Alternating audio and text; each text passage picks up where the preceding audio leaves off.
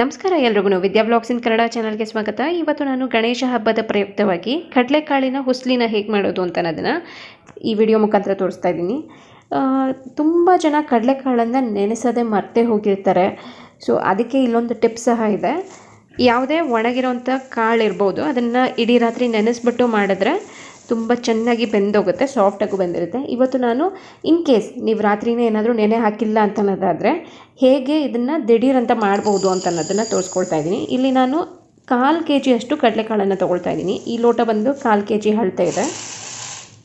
ಇದು ನೆನೆಸಿಲ್ಲ, ಸುಮ್ಮನೆ ಹಾಗೆ ಒಣಕಾಳು. ಇದನ್ನು ಒಂದು ಸತಿ ವಾಶ್ ಮಾಡ್ಕೊಳ್ತಾ ಇದ್ದೀನಿ. ಮೇಲೆ ಡಸ್ಟ್ ಏನಾದರೂ ಇದ್ದರೆ ಅದೆಲ್ಲ ಹೋಗಲಿ ಅಂತ ಅಂದ್ಬಿಟ್ಟು ವಾಶ್ ಮಾಡಬೇಕಾದ್ರೇ ನಿಮಗೆ ಗೊತ್ತಾಗೋಗುತ್ತೆ ಕಾಳು ಚೆನ್ನಾಗಿದೆಯಾ ಇಲ್ವಾ ಅಂತ ಅನ್ನೋದು. ಈ ರೀತಿ ತೊಳೆದವಾಗ ಮೇಲೆ ಏನಾದರೂ ಕಾಳೇನಾದರೂ ತೇಲ್ ಬಂತು ಅಂತ ಅನ್ನೋದಾದರೆ ಕಾಳು ಚೆನ್ನಾಗಿಲ್ಲ ಅಂತ ಅರ್ಥ. ಈಗ ಯಾವುದೇ ಕಾಳು ಇಲ್ಲಿ ತೇಲ್ ಬಂದಿಲ್ಲ, ಎಲ್ಲ ಕಾಳು ಚೆನ್ನಾಗಿದೆ. ಈಗ ಒಂದು ಸತಿ ಈ ನೀರನ್ನೆಲ್ಲ ನೀಟಾಗಿ ಸೆಪ್ರೇಟ್ ಮಾಡ್ಕೊಂಡ್ಬಿಡ್ತೀನಿ. ಈಗ ನೀರೆಲ್ಲ ಸಪ್ರೇಟ್ ಮಾಡ್ಕೊಂಡಿದ್ದಾದಮೇಲೆ ನಾನಿಲ್ಲಿ ಕಾಳು ನೆನೆಸೋದಕ್ಕೆ ಎಷ್ಟು ನೀರು ಬೇಕೋ ಅಷ್ಟನ್ನು ಕುದಿಯೋದಕ್ಕೆ ಇಟ್ಟಿದ್ದೀನಿ. ಈಗ ಈ ನೀರು ಚೆನ್ನಾಗಿ ಕುದಿ ಬರ್ತಾ ಇದೆ. ಕುದಿ ಬರ್ತಾ ಇರೋವಂಥ ನೀರಿಗೆ ಕಾಳೇನು ತೊಳೆದಿಟ್ಕೊಂಡಿದ್ದಲ್ಲ ಇದನ್ನು ಸೇರಿಸ್ಕೊಳ್ತೀನಿ. ನೀವು ಕೇಳಿರ್ಬೋದು ಕಾಳು ನೆನೆ ಹಾಕಿಲ್ಲ ಅಂತಂದರೆ ಬಿಸಿ ನೀರಲ್ಲಿ ನೆನೆಸ್ಬಿಡು ಸರಿ ಹೋಗುತ್ತೆ ಅಂತ ಅನ್ನೋದನ್ನು ದೊಡ್ಡವ್ರು ಹೇಳಿರ್ತಾರೆ. ಕರೆಕ್ಟ್ ಅದು. ಆದರೆ ಅದ್ರ ಜೊತೆಯಲ್ಲಿ ಇನ್ನೊಂದು ಸ್ವಲ್ಪ ಏನಂತಂದರೆ ನೀರಿನಲ್ಲಿ ಹಾಕಿಬಿಟ್ಟು ಹಾಗೆ ಬಿಡೋದಕ್ಕಿಂತ ಒಂದು 3 ನಿಮಿಷ, ಕರೆಕ್ಟಾಗಿ 3 ನಿಮಿಷ ಕುದಿಯೋ ನೀರಿಗೆ ಹಾಕಿಬಿಟ್ಟು ಚೆನ್ನಾಗಿ ಕುದಿಸ್ಬಿಡಿ. ಆವಾಗ ಅದು ಸ್ವಲ್ಪ ಸಾಫ್ಟ್ ಆಗುತ್ತೆ.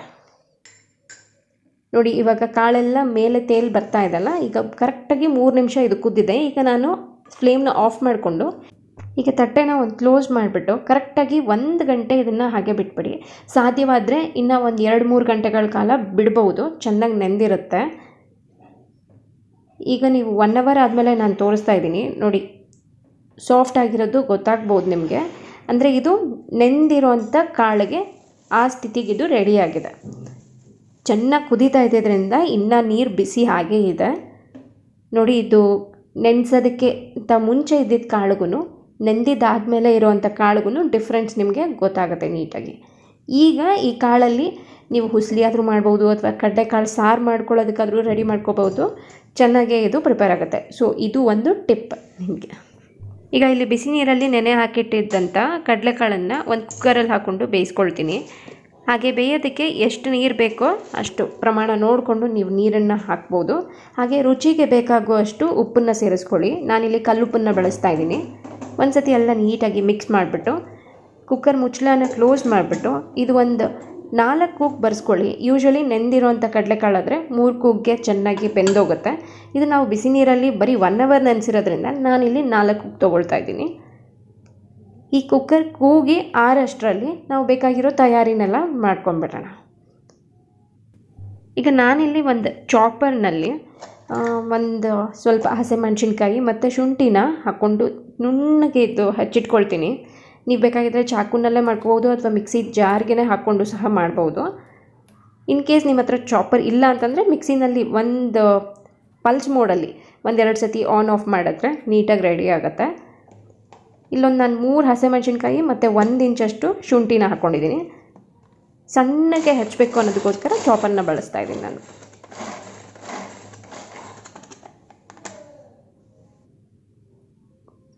ಈಗ ಹಸಿಮೆಣಸಿನ್ಕಾಯಿ ಮತ್ತು ಶುಂಠಿ ಎರಡನ್ನೂ ಸಣ್ಣಕ್ಕೆ ಹೆಚ್ಚಿಟ್ಟಿರೋವಂಥದ್ದು ರೆಡಿಯಾಗಿದೆ. ನೋಡಿ ಚಾಪರ್ ಸಹಾಯದಿಂದ ನನಗೆ ಶುಂಠಿ ಮತ್ತು ಹಸಿಮೆಣಸಿನ್ಕಾಯಿ ಎರಡನ್ನೂ ತುಂಬ ಸಣ್ಣಕ್ಕೆ ಹೆಚ್ಚಿಕೊಟ್ಟಿದೆ. ಸೊ ಇದು ರೆಡಿಯಾಗಿದೆ. ಇದರ ಜೊತೆಯಲ್ಲಿ ನಾನು ಒಂದು ಸ್ವಲ್ಪ ಕರಿಬೇವಿನ ಸೊಪ್ಪನ್ನು ಹಾಕ್ಕೊಳ್ತೀನಿ. ಕರಿಬೇವಿನ ಸೊಪ್ಪು ಹಚ್ಚಿಟ್ಬಿಟ್ಟು ಬೇಕಾದರೂ ಹಾಕೋಬೋದು ಅಥವಾ ದೊಡ್ಡದಾಗಿ ಹಾಗೇ ಎಲೆನೂ ಸಹ ಬಳಸ್ಕೋಬೋದು. ಹಾಗೆ ಒಂದು 4 ಟೇಬಲ್ ಸ್ಪೂನಷ್ಟು ತೆಂಗಿನಕಾಯಿ ತುರಿ, ಇಂಗು, ಸಾಸಿವೆ, ಜೀರಿಗೆ, ಎಣ್ಣೆ, ಅರಿಶಿನದ ಪುಡಿ ಮತ್ತು ಉಪ್ಪು ಇದಿಷ್ಟು ಬೇಕಾಗುತ್ತೆ. ಈಗ ನಾನಿಲ್ಲಿ ತೆಂಗಿನಕಾಯಿ ತುರ್ಕೊಳ್ಳೋದು ಮತ್ತು ಈ ಹಸಿಮೆಣಸಿನ್ಕಾಯಿ ಶುಂಠಿ ಎಲ್ಲ ರೆಡಿ ಮಾಡ್ಕೊಳ್ಳೋಷ್ಟರಲ್ಲಿ ಕುಕ್ಕರ್ ಸಹ ಕೂಗಿ ಅದು ಆರಿತ್ತು. ಸೊ ಈಗ ಕಡಲೆಕಾಳನ್ನು ನೀರಿಂದ ಸೆಪ್ರೇಟ್ ಮಾಡ್ಕೊಳ್ಳೋ ಟೈಮು ಚೆನ್ನಾಗಿ ನೀರೆಲ್ಲ ಡ್ರೈನ್ ಆಗೋ ರೀತಿಯಲ್ಲಿ ಒಂದು ಸ್ಟ್ರೈನರ್ನ ಇಟ್ಬಿಟ್ಟು ನೀರೆಲ್ಲ ಬಸ್ದು ಇಟ್ಕೊಂಡ್ಬಿಡಿ. ಇದೇ ನೀರಲ್ಲೇ ನೀವು ರಸ ಅಥವಾ ಸಾರಿಗೆ ಬಳಸ್ಕೊಳ್ಳೋದು ಅಥವಾ ಗ್ರೇವಿಗೆ ಬಳಸ್ಕೊಳ್ಳೋದು ಆ ಥರ ಮಾಡ್ಬೋದು. ನೀರು ಪೂರ್ತಿಯಾಗಿ ಡ್ರೈನ್ ಆದರೆ ಹುಸ್ಲಿ ತುಂಬ ಚೆನ್ನಾಗಾಗುತ್ತೆ. ಈಗ ಮಾಡೋವಂಥ ವಿಧಾನ ನೋಡ್ಕೊಳ್ಳೋಣ. ಮೊದಲಿಗೆ ನಾನಿಲ್ಲಿ ಬಾಣಲಿನ ಬಿಸಿಗೆ ಇಟ್ಕೊಳ್ತಾ ಇದ್ದೀನಿ. ಬಾಣಲಿ ಚೆನ್ನಾಗಿ ಬಿಸಿ ಆಗಲಿ ಇದು. ಈಗ ಬಾಣಲಿ ಬಿಸಿ ಆಗಿದೆ. ಇದಕ್ಕೆ ನಾನು 2 ಟೇಬಲ್ ಸ್ಪೂನಷ್ಟು ತೆಂಗಿನ ಎಣ್ಣೆನ ಹಾಕ್ಕೊಳ್ತಾ ಇದ್ದೀನಿ. ತೆಂಗಿನ ಎಣ್ಣೆ ಹಾಕ್ಕೊಳ್ಳೋದ್ರಿಂದ ರುಚಿ ತುಂಬಾ ಚೆನ್ನಾಗಿರುತ್ತೆ. ಈಗ ಎಣ್ಣೆ ಕಾದಿದೆ. ಇದಕ್ಕೆ ನಾನು ಸಾಸಿವೆನ ಸೇರಿಸ್ಕೊಳ್ತಾ ಇದ್ದೀನಿ. ನಾವೆಲ್ಲ ಯೂಶ್ವಲಿ ಕೇಳೇ ಇರ್ತೀವಿ, ಒಗ್ಗರಣೆಗೆ ಸಾಸಿವೆ, ಜೀರಿಗೆ, ಒಣಮೆಣ್ಸಿನ್ಕಾಯಿ ಈ ಥರದ್ದೆಲ್ಲ ಹಾಕೋದು ನಾರ್ಮಲಾಗಿ ಇದ್ದೇ ಇರುತ್ತೆ. ಸೊ ಇದೂ ಅಷ್ಟೇ, ಅದೇ ಪ್ರೊಸೀಜರಲ್ಲೇ ಇರುತ್ತೆ, ಸ್ವಲ್ಪ ಚೇಂಜಸ್ ಅಷ್ಟೇ. ನಾನಿಲ್ಲಿ ಸಾಸಿವೆ ಸಿಡಿದ ತಕ್ಷಣ ಜೀರಿಗೆನ ಸೇರಿಸ್ಕೊಂಡಿದ್ದೀನಿ. ಈಗ ಜೀರಿಗೆ ಆದಮೇಲೆ ಕರಿಬೇವಿನ ಸೊಪ್ಪು ಮತ್ತು ಶುಂಠಿನ ಹಾಗೆ ಹಸಿಮೆಣಸಿನ್ಕಾಯಿ ಏನು ಸಣ್ಣಕ್ಕೆ ಹೆಚ್ಚಿಟ್ಕೊಂಡಿದ್ನಲ್ಲ ಇದನ್ನು ಸಹ ಸೇರಿಸ್ಕೊಳ್ತಾ ಇದ್ದೀನಿ. ಎಣ್ಣೆಗೇ ಈ ಶುಂಠಿ ಮತ್ತು ಹಸಿಮೆಣಸಿನ್ಕಾಯಿನ ಹಾಕೊಳ್ಳೋದ್ರಿಂದ ತುಂಬ ಖಾರ ಅಂತ ಅನಿಸೋದಿಲ್ಲ. ಆ ಫ್ಲೇವರ್ ತುಂಬ ಚೆನ್ನಾಗಿ ಬರುತ್ತೆ. ಎಣ್ಣೆಗೆ ಹಾಕ್ಬಿಟ್ಟು ಸ್ವಲ್ಪ ಫ್ರೈ ಮಾಡ್ಕೊಳ್ಳೋದ್ರಿಂದ ಹಸಿ ವಾಸನೆಯೂ ಹೋಗುತ್ತೆ, ಹಾಗೆ ತುಂಬ ಘಾಟ್ ಅಂತಲೂ ಫೀಲಿಂಗ್ ಬರೋದಿಲ್ಲ. ಸೊ ಇದು ಇವಾಗ ಚೆನ್ನಾಗಿ ಒಂದು ಸತಿ ಫ್ರೈ ಮಾಡ್ಕೊಂಬಿಡೋಣ. ಕಾಳು ಸ್ವಲ್ಪ ಬಾಗಿರೋದ್ರಿಂದ ಇಂಗನ್ನು ಸೇರಿಸ್ಕೊಳ್ಳೋದು ಮರಿಬೇಡಿ. ಇಲ್ಲಿ 1 ಚಿಟಿಕೆ ಅಷ್ಟು ಅಥವಾ 1 ಪಿಂಚಷ್ಟು ಇಂಗನ್ನು ಹಾಕ್ಕೊಂಡಿದ್ದೀನಿ ನಾನು. ಹಾಗೆ ಇಲ್ಲಿ 1/4 ಚಮಚದಷ್ಟು ಅರಿಶಿನದ ಪುಡಿ, ಕಲರ್ ತುಂಬ ಚೆನ್ನಾಗಿ ಕೊಡುತ್ತೆ.